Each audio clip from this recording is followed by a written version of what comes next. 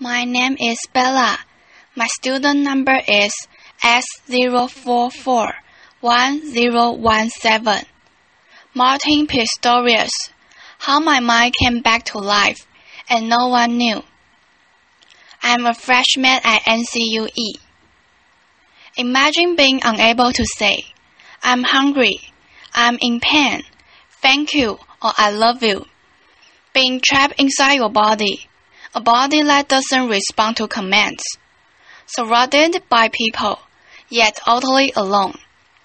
Wish you could reach out, to connect, to comfort, to participate. For 13 long years, that was my reality. Most of us never think twice about talking, about communicating. I have thought a lot about it. I have had a lot of time to think. For the first 12 years of my life, I was a normal, happy, healthy little boy. Then everything changed. I contracted a brain infection. The doctors were not sure what it was, but they tried to treat me the best they could. However, I progressively get worse. Eventually, I lost my ability to control my movements, make eye contact, and finally, my ability to speak. When in hospital, I desperately wanted to go home. I said to my mother, "When home?" Those were the last words I ever spoke with my own voice. I would eventually fail every test for mental illness. My parents were told I was as good as not there. A vegetable, having the intelligence of a 3-month-old baby. They were told to take me home and try to keep me comfortable until I die. My parents, in fact my entire family's lives, became consumed by taking care of me the best they knew how. Their friends drifted away. 1 year turned to 2, 2 turned to 3. It seemed like a person I once was began to disappear. The legal blocks and the electronic searches I did love as a boy were put away. I had been moved out of my bedroom into another more practical one. I had become a ghost, a faint memory of a boy people once knew and loved. Meanwhile, my mind began knitting itself together. Gradually, my awareness started to return. But no one realized that I had come back to life. I was aware of everything, just like any normal person. I could see and understand everything, but I couldn't feel a way to let anybody know. My personality was entombed within a seemingly silent body, a vibrant mind hidden in plain sight within a chrysalis. The stark reality hit me that I was going to spend the rest of my life locked inside myself, totally alone. I was trapped with only my thoughts for company. I would never be rescued. No one would ever show me tenderness. I would never talk to a friend. No one would ever love me. I had no dreams, no hope, nothing to look forward to. Well, nothing pleasant. I lived in fear, and to put it bluntly, was waiting for death to finally release me, expecting to die all alone in a care home. I don't know if it is truly possible to express in words what it is like not to be able to communicate. Your personality appears to vanish into a heavy fog, and all of your emotions and desires are constricted, stifled, and muted within you. For me, the worst was the feeling of utter powerlessness. I simply exist. It is a very dark place to find yourself because, in a sense, you have vanished. Other people control every aspect of my life. They decided what I ate and when. Whether I was laid on my side or strapped into my wheelchair, I often spent my days positioned in front of the TV, watching Bunny reruns. I think because Bunny is so happy and jolly, and I was absolutely worsened.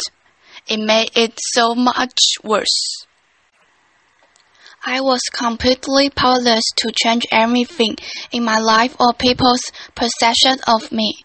I was silent, invisible, observer of how people behave when they thought no one was watching. Unfortunately, I wasn't only an observer. With no way to communicate, I became a perfect victim, a defenseless object, simply devoid of feelings that people used to play out their darkness desire. For more than 10 years, people who were charged with my care abused me physically, verbally, and sexually. Despite what they thought, I did fail. The first time it happened, I was shocked and filled with disbelief. How could they do this to me? I was confused. What had I done to deserve this? Part of me wanted to cry, and another part wanted to fight. Hurt, sadness, and anger flooded through me. I felt worthless. There was no one to comfort me, but neither of my parents knew this was happening. I lived in terror, knowing it would happen again and again. I just never knew when.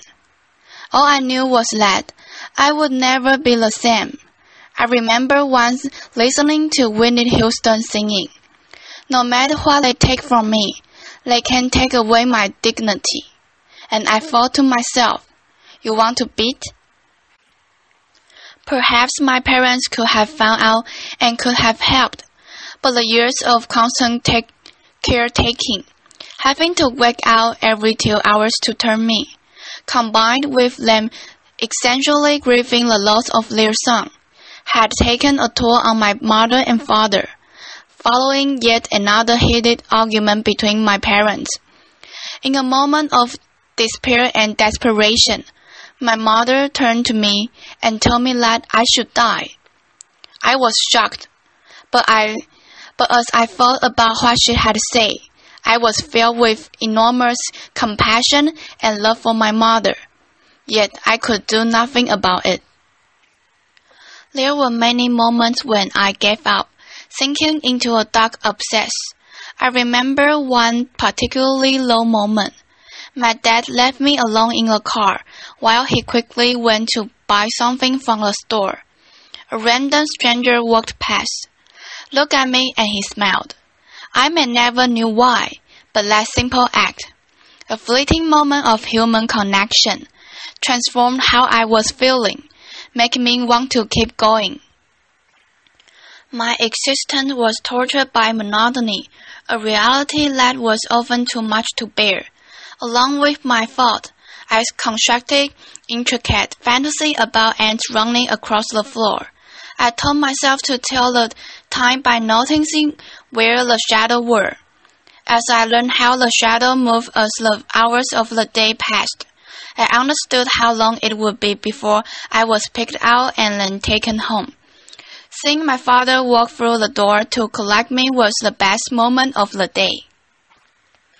My mind became a tool that I could use to either close down to retreat from my reality or enlarge into a gigantic space that I could fill with fantasies. I hoped that my reality would change and someone would see that I had come back to life. But I had been washed away like a sand castle built too close to the waves. And in my place was the person people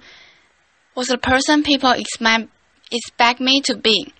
To some I was Martin, a vacant shell, a vegetable design of harsh words, dismissal, and even abuse. To others, I was the tragically brain-damaged boy who had grown to become a man, someone they were kind to and cared for. Good or bad, I was a blank canvas onto which different versions of myself were projected. It took someone new to see me in a different way, and aromatherapist began coming to the care home about once a week. Whether through intuition or her attention to details that others failed to notice.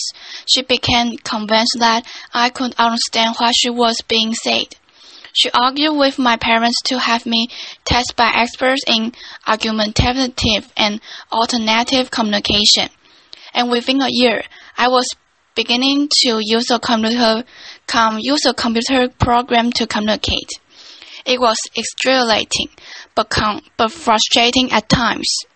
I had so many words in my mind that I couldn't wait to be able to share them. Sometimes I would say something to myself simply because I could.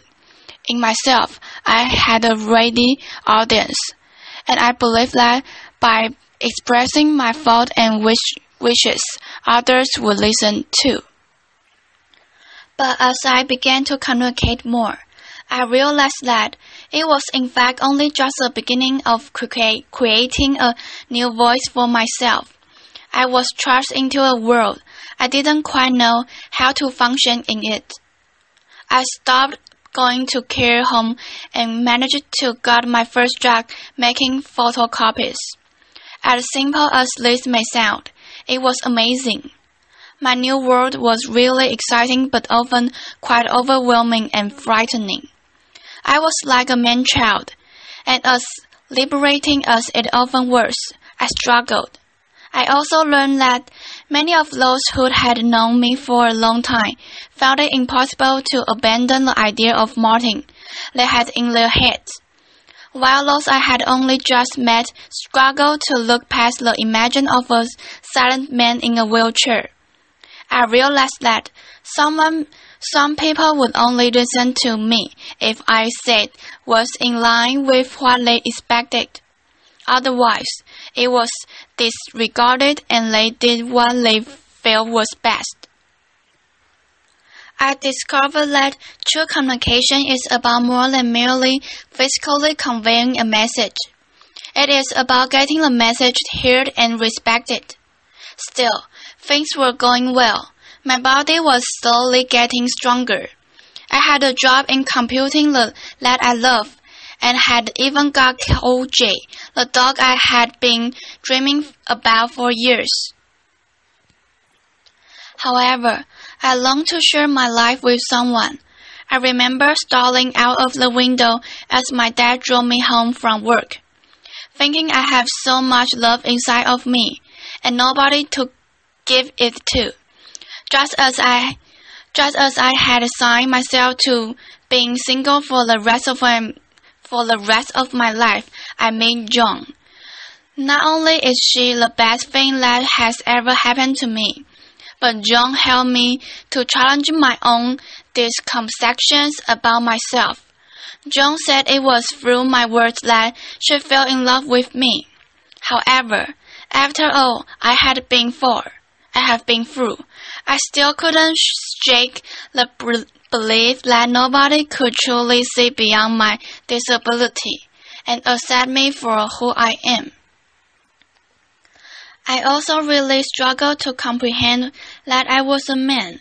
The first time someone referred to me as a man, it stopped me in my tracks. I felt like looking around and asked, "Who? Me?" That all changed with John. We have an amazing connection, and I learned how important it is to communicate openly and honestly. I feel safe, and it gave me the confidence to truly say what I thought. I started to feel whole again, a man worth of love.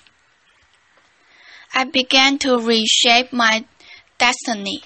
I spoke up a little more at work. I asserted my need for independence to the people around me. Being given a means of communication changed everything. I used the power of words and were to challenge the preconception of those around me and those I had of myself. Communication is what makes us human, enabling us to connect on the deepest level with those around us. Telling our own stories, expressing wants, needs, and desires, or hearing those of others by really listening. Only is how the world knows who we are. So who are we without it? True communication increases understanding and creates a more caring and compassionate world. Once, I was perceived to be an inanimate object, a mindless phantom of a boy in a wheelchair. Today, I am so much more. A husband, a son, a friend, a brother, a business owner, a first-class honors graduate, a king, a veteran photographer.